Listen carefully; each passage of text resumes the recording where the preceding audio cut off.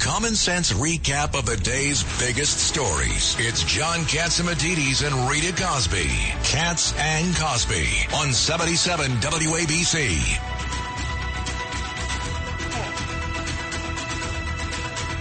We are back. And Larry Kudlow, the country's #1 economist, and he is back. And Larry, I made it. You made it. What's going on in the economy? Well, I'll tell you what, all the action's in the stock market right now. And what's not in the stock market, the action's in Bitcoin, which is close to $100,000. And stocks have had a tremendous run, I guess 2,000 points on the Dow since Election Day.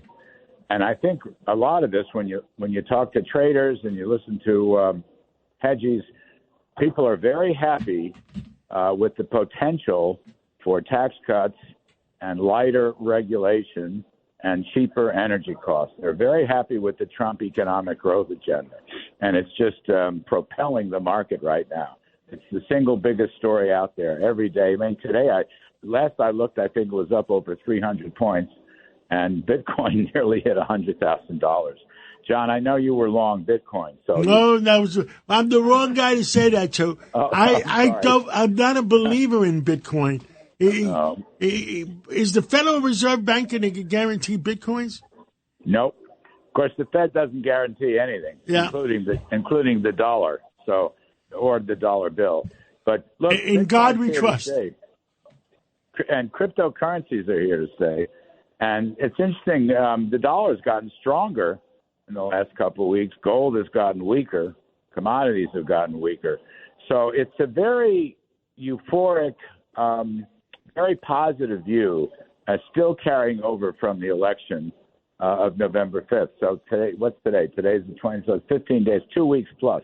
So, and I think as Trump gets his cabinet together, they're going to get off to a running start. And I've interviewed a bunch of senators on the show, including this evening, and I think and I hope that they go to tax cuts first. The very first thing they need to do is go to tax cuts, make sure that the middle-class coalition can increase their take-home pay, and they can afford, cars and homes and groceries, because that was the biggest single issue in this campaign.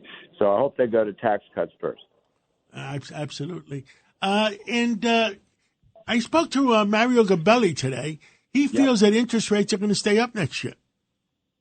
Actually, I think the Fed at the meeting next month is going to pause, as they should. I don't think they should have been. That jumbo rate cut was a mistake.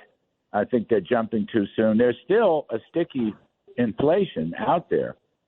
Even the year-to-year inflation is still running at 2.5% to 3%. The target is 2%. So I think Mario's right.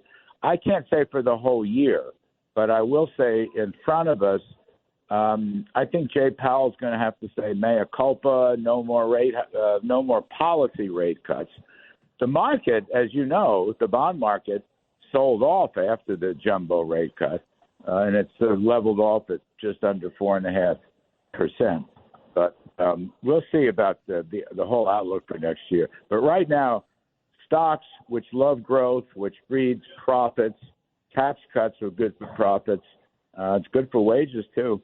So I think that's the biggest story. I mean, really, and the Bitcoin story. Sorry, John. I couldn't believe the Bitcoin. It was like almost watching a horse race, trying to hit 100,000. No, it's listen, a lot of people were very surprised, okay?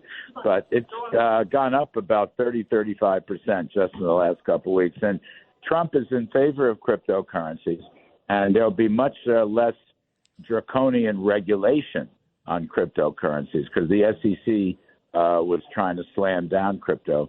The Treasury doesn't like it. The Fed doesn't like it. But I think that's going to change. Well, Larry Kudlow, have a happy Thanksgiving. You're going to be on tomorrow between 10 and 1 o'clock on WABC? Yes, sir. Absolutely. And that's gobble, Saturday's best show. Gobble, gobble. Gobble, gobble. Happy Thanksgiving. Gobble. All right. You too. Thank you so much. Bye-bye.